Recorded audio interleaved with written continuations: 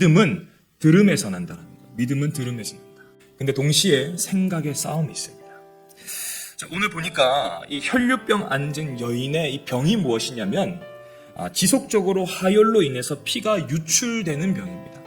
오늘로 말하면 자궁암과 같은 거예요. 나도 알게 모르게 피가 계속해서 유출이 되는 거예요. 레위기 15장 25절과 27절을 보면 이 병을 부정한 병이라고 명시를 해버려요. 부정한 사람이 손을 대는 것마다 부정하다라고 여겼기 때문에 이 여인이 어디론가 갈 때, 그리고 부정한 사람이라고 명시된 사람이 어디 갈 때는 항상 자기 병을 외치면서 가야 됐다고요. 나는 혈류병 걸린 사람입니다. 나는 혈류병 걸린 사람입니다. 내 앞에 오지 마세요. 나를 만지면 부정한 사람이 됩니다. 라고 2m 정도 간격을 주는 게 유대법에 있었더라.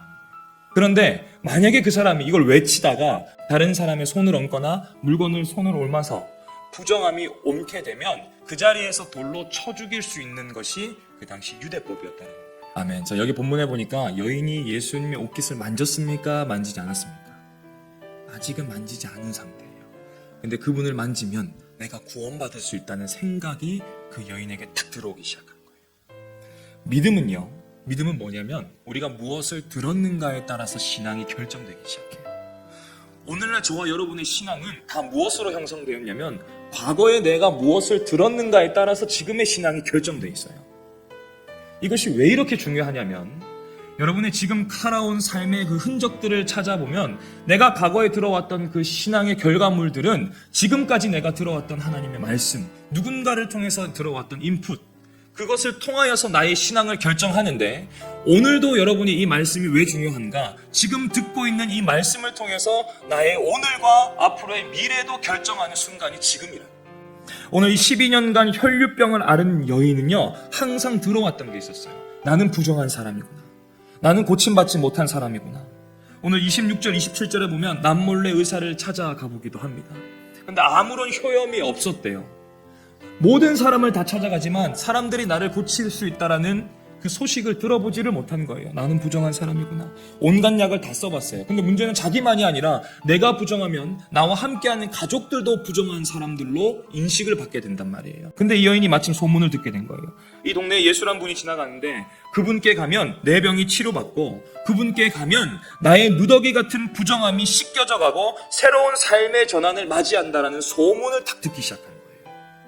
소문을 듣기 시작한 순간부터 이 여인이 그 소문을 어떻게 여기냐면 그동안 내가 살아왔던 12년간 과거에 부정한 생각이 있었다면 이제는 예수의 소문이 생명의 복음을 통하여서 내 생각에 변화가 있을 거라는 소망을 하나 갖게 돼요. 그 교회 가면 생명이 있구나. 그 말씀을 들으면 내 생각이 변화가 되구나. 이 말씀 아니면 내 믿음이 변화가 되지 않겠구나라고 믿음을 탁 가지고 있는 순간부터 예수님께 탁 나아가요. 28절과 29절에 보니까 아직 손을 대지도 않았어요. 근데 그 여인의 생각에 뭐가 있었어요? 예수를 만나면 내가 치료받겠구나. 예수를 만나면 내가 회복이 되겠구나.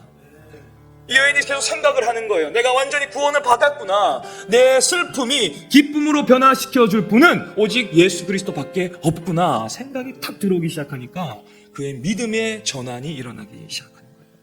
믿음은요, 여러분, 생각의 싸움이에요. 생각의 싸움. 우리가 똑같이 예배당에 나와서 같은 말씀을 듣고 사순절을 보내는데도 내가 이 자리에서 어떤 생각을 결정짓고 예배당을 나아가냐에 따라서 믿음의 전환이 시작된단 말이에요. 여전히 여러분의 과거의 생각을 결정짓던 그 부정한 생각과 입술에 염려하던 생각과 불평과 원망의 생각이 사로잡고 있으면 믿음의 전환이 일어나질 않거든요. 그런데 주님께 나아가서 주님의 말씀이 내 생각을 사로잡고 내 심령을 변화시킨다라는 믿음이 있으면 우리의 생각은 십자가에 못 박고 하나님의 말씀으로부터 내 생각의 전환이 일어나기 시작하는구나. 그래서 예수의 말씀밖에 없구나. 혈류병 여인과 같은 믿음이 있으면 주님이 그 여인을 고치신 것처럼 저와 여러분을 손도 대지 않았는데 벌써 고침이 시작되기 시작합니다. 이 여인이 무엇을 결단합니까? 지금 내가 들은 말씀이 나를 고친다. 마르지 않던 내 혈류병이 반드시 그 문을 만나면 혈류가 멈추고 거룩하고 복된 여인으로 살겠구나라고 하면서 내가 이 말씀, 오늘 이 예수를 만나지 않으면 나는 고침받지 못합니다. 절박한 심정으로 예수님 앞에 나아가 그 말씀이 내 생각을 사로잡도록 믿음을 허락하기 시작한 겁니다. 사랑하는 사랑과 성도 여러분, 믿음의 전환이 언제 오냐면 여러분이 지금 동일한 말씀을 들을 때 내 인생을 결정짓는 육신의 생각들과 생명의 말씀이 대치가 되기 시작해요. 생각적인 싸움이 시작된단 말이에요. 여러분의 직장에서 삶을 보내고 사람을 만날 때도 세상으로부터 오는 유혹의 생각이 있고요, 하나님으로부터 그걸 하지 말라고 하는 부정의 생각이 딱 있어요.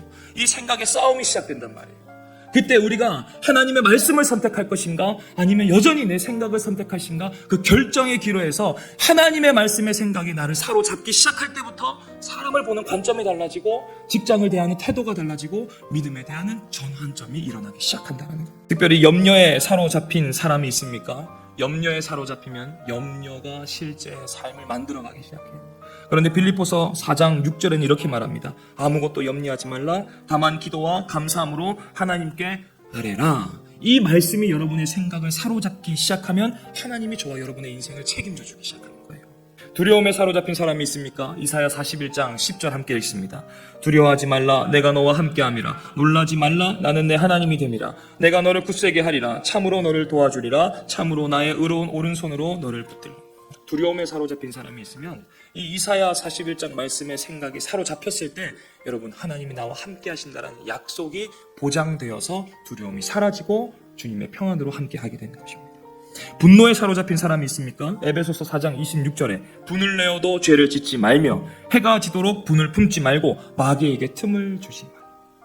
우리가 분이 날 때가 얼마나 많습니까?